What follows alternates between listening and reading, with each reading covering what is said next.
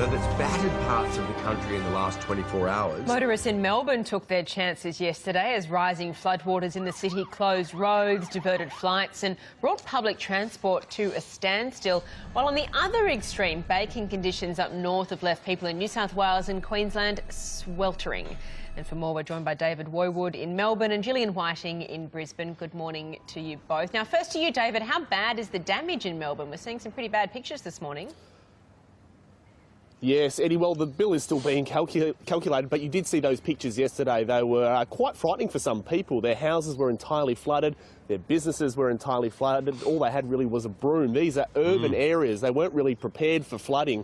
And even though that people were told that there was a bit of rain on the way, no one really expected to see the flooding on the scale that we did. It was quite funny, well, not funny, but amusing to see some people take their chances in urban areas in their car in floodwaters. Many people didn't think it would be a problem. And they ended up having to crawl out of their sunroof and windows and have other people come and tow them to safety. In fact, one of our own Channel 7 cameramen waded into the waist-depth water and pulled out a few cars himself as well. So there was a lot of that going on, people not really understanding the threat level. But this morning, there is a little bit of damage, but people seem to be okay and everything seems to be all right at this stage. All right, David, that's good to hear. Now, Gillian, we were hearing that we're going to expect some rain for the Queensland coast today, but it's been sweltering up there. How are you coping? Oh, well, Queenslanders, we cope with the heat. It's actually been all right, not overly hot, but New Year's Eve, it's going to be really warm, around 34 degrees, and humid as well, close to the coast.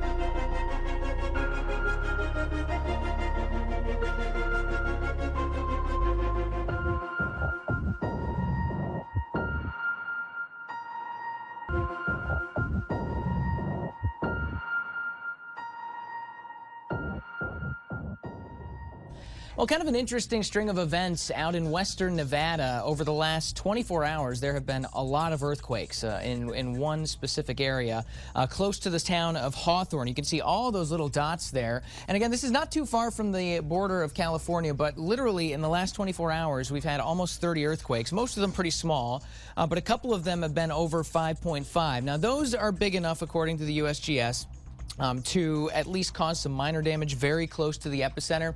This is what's known as an earthquake swarm, and there is some research that shows that you get an earthquake swarm like this, it can increase the chances of a bigger earthquake happening in the near future, but it's also not a for sure thing, like it's going to happen. So I don't want to worry people or anything, but just kind of interesting to see this, and we'll see what happens there.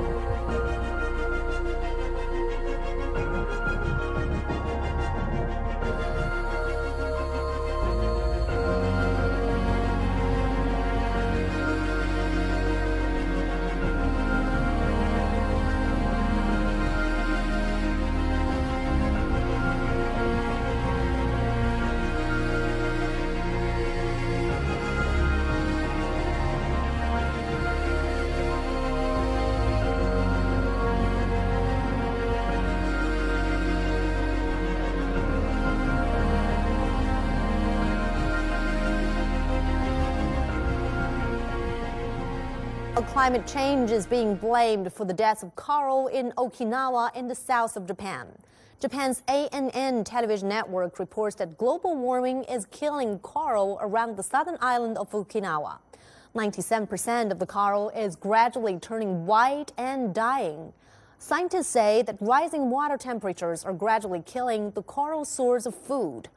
And they say the loss of coral in the sea will break the balance of the ecosystem. Out now in the DRC, where flooding has caused major damage in the Congolese city of Boma. At least 50 people have been confirmed dead and thousands have been left homeless. Torrential rains have caused the Kalamu River to burst its banks, flooding 2 districts. Authorities say the search for victims is ongoing. Climate change is causing increased rainfall in parts of Central Africa, with the Congo Basin one of the worst affected areas. Solar eclipses aren't very rare as far as cosmic events go. However, when they occur, they are only visible from a certain point on the Earth. The last total solar eclipse that happened was in March of last year and was only visible from parts of Indonesia. People in the area of Alaska saw a partial eclipse, but were far from the tiny region of land that experienced a completely blocked out sun. But for the first time since 1979, people across the United States will witness a total solar eclipse. On August 21st, 2017, the moon will totally block out the midday sun as it passes between the Earth and the sun. NASA has even set up a countdown until the massive and rare eclipse event occurs. Now, we want to update you on a story we've been following. Russia has opened a criminal investigation into an official in Siberia after more than 70 people died from drinking bath lotion. They were drinking the lotion to get drunk and suffered alcohol poisoning. Consuming alcohol-laced lotion as a cheaper alternative to regular alcohol is fairly common in Russia. In this case, the product in question was contaminated with methanol, which can be lethal. Investigators have so far detained over 20 people. Meantime, Russian President Vladimir Putin has demanded better regulation of bath products. Serious allegations are coming from the Turkish President Recep Tayyip Erdogan as he has accused the US-led coalition of supporting terrorist groups. In the beginning, the coalition said that they were going to fight ISIS. They were even accusing us of supporting ISIS. Now they have all disappeared. On the contrary, they are supporting terrorist YPG-PYD, inclling ISIS. It's very clear. We have confirmed evidence with pictures, photos and videos. Caleb Maupin joins us now from New York. Caleb, pretty damning stuff. Says he's got the evidence to back it all up. Just take us through this story. Well, we don't yet have the evidence in front of us, but he does say that he has it. He has evidence of alleged U.S. support for the ISIL terrorists. Now, the biggest question seems to be what impact this will have on the coalition in the region. These statements from Erdogan certainly inflammatory, and it could have an impact on the relationship between the United States and Turkey. Now, in the past, the United States has described Turkey as a key ally in the region. Let's take a listen to what's been said by spokespersons for the U.S. State Department. The United States as a friend and partner of Turkey. Turkey's been a strong ally for decades. We believe Turkey is a genuine partner in destroying ISIL. Now, just recently, a statement was given on behalf of President Erdogan in which he accused the United States of, quote, not providing necessary support to Turkey in its fight against terrorism. He described how in the Jarablus region and other places where Turkey is battling against terrorist forces that Turkey has not received adequate support from the United States. Now, it's also important to keep in mind the context that a new format in negotiations has recently opened up. Talks are taking place between Turkey, Iran, and Russia regarding the situation in Syria and the region. The foreign ministers of the three countries have gathered to discuss the situation in Aleppo and in Syria. And recently, the spokesperson for the U.S. State Department, John Kirby, was grilled about the U.S. position regarding these new talks between the three countries. Let's take a listen to that conversation. Mr. Kerry doesn't see it as a snub. No, the Secretary doesn't see this as a snub at all. Well, does he not at least feel the U.S. is being sidelined, if not excluded, from what was something the U.S. was leading on? We are not excluded. Right now, this leadership that you're speaking of is all past tense. Is that not true? I would disagree. They don't seem to want him to be involved. Well, they can speak for who they want involved or not. I mean, we recognize that we weren't invited, that this was between Russia, Turkey, and Iran. Now, it remains to be seen what impact today's comments will have on the continued coalition between the United States and Turkey in the region. It is a gorgeous estate on 45 acres in Centerville called Pioneer Point. The 1920s Georgian-style house has been featured in style and travel magazines. It is a place, since 1972, that Russian diplomats have used as a dacha, or summer house. All kinds of people live here. We ride our bikes, we walk our dogs, we see diplomat tags, we cross the street, we say hello. We can kind of tell because people speak Russian, but nobody bothers anybody. We all just kind of coexist here. Not anymore, it appears, because now the world is learning the Russian compound is also at the center of an intensifying international spy game with the U.S. NBC News is reporting the Russians also use Pioneer Point to monitor NSA headquarters at Fort Meade and another NSA building on Kent Island. Today, as part of a series of sanctions against Russia for its alleged hacking of the U.S. during the election, President Obama ordered the compound shut down and 35 Russian diplomats out of the U.S. In a statement, the president said, quote, all Americans should be alarmed by Russia's actions. Mr. Putin is a KGB thug, and that any interference in our elections or anything that is outside the interest of America should be met with an appropriate response. At Pioneer Point this afternoon, U.S. government officials kept members of the media off the property as agents began to enforce the shutdown. And in response to the sanctions, President-elect Donald Trump says it's time to move on, but said he will meet with intelligence officials about this whole thing next week. Senator Ben Cardin and Congressman Elijah Cummings have called for more exhaustive investigations into the alleged Russian hack and the impact on this election. We're live in the newsroom. George Lattis, WBAL, TV 11 News. George, thank you. Now, while Vladimir Putin responded with threats of retaliation, an official Russian embassy account went for a more sarcastic tone. The Russian embassy in the United Kingdom slammed President Obama's decision and posted a picture of a duck with the word lame written across it, referring to him as a lame duck president. Russia will not expel U.S. diplomats over recently imposed U.S. sanctions, at least for now. Russian President Vladimir Putin said in a statement Friday that despite the unfriendly and provocative measures the U.S. has taken against the country's alleged election interference, Russia will not create any problems for U.S. diplomats or their families. Earlier this week, a U.S. government report showed two groups of hackers affiliated with Russia carried out a spear phishing campaign that compromised both the Democratic National Committee and Hillary Clinton's presidential campaign. After the report came out, the Obama administration took action against Russia, including kicking out 35 Russian officials and sanctioning Russian intelligence agencies and officials. Putin said though Russia has the right to retaliate, it will instead make plans to restore relations based on the policies of the incoming Trump administration. President Obama and President-elect Trump have been trading potshots over the holidays, but yesterday they spoke on the phone about the transition. The president-elect called it a very nice conversation, but hours earlier, Mr. Trump accused the Obama administration of disrespecting Israel at the UN Security Council last week. Secretary of State John Kerry then defended those actions in a wide-ranging speech that sharply criticized the longtime U.S. ally. Chip Reed is traveling with the president in Honolulu. Chip, good morning. Well, good morning. Secretary Kerry spent more than an hour explaining the Obama administration's plan for peace in the Middle East, a plan that President-elect Trump is expected to ignore when he takes office next month. I think his speech really speaks for itself. Standing with boxing promoter Don King, President-elect Donald Trump took a break from meetings at his Mar-a-Lago resort Wednesday to weigh in on U.S.-Israeli relations. When do you see the United Nations solving problems? They don't.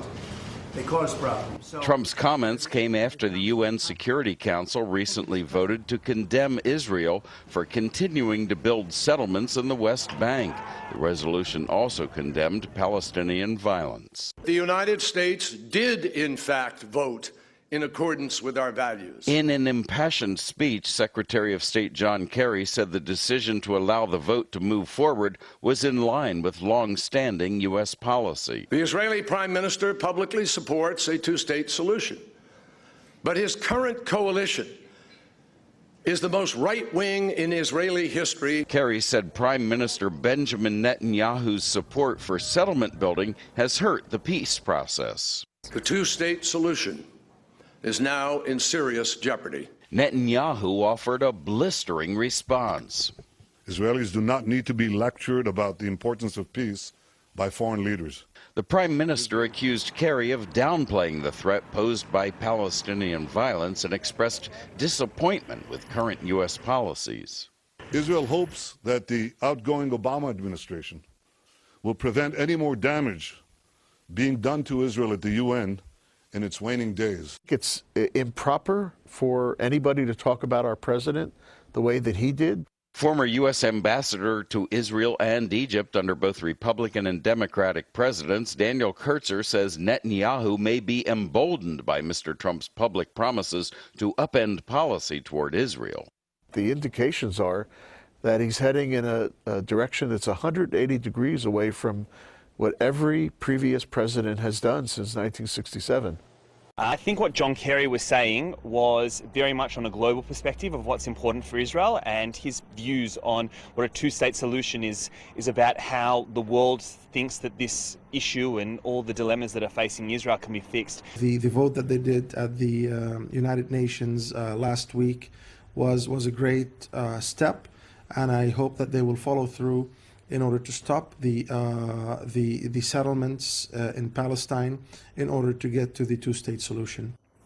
Well, meantime, President-elect Donald Trump is criticizing the current White House administration's approach and jumped to Israel's defense, tweeting, "We cannot continue to let Israel be treated with such total disdain and disrespect. They used to have a great friend in the U.S., but not anymore. And the beginning of the end was the horrible Iran deal, and now this. Stay strong, Israel. January 20th is fast approaching."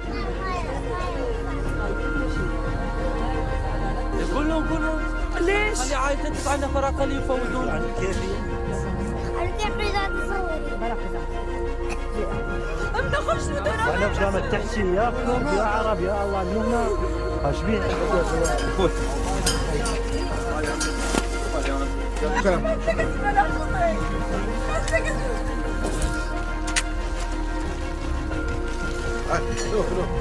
ما فيش مي، ما فيش تواليت، ما فيش ولا شيء، فهمت؟ ما فيش ولا شيء، قاعدين يكذبوا علينا بريحه خبزه هيك قد هيك وريحه ماكله ما نعرفوش عليها حلال ولا حرام يا اخويا، فهمت؟ تعبنا يا اخويا، رانا تعبنا.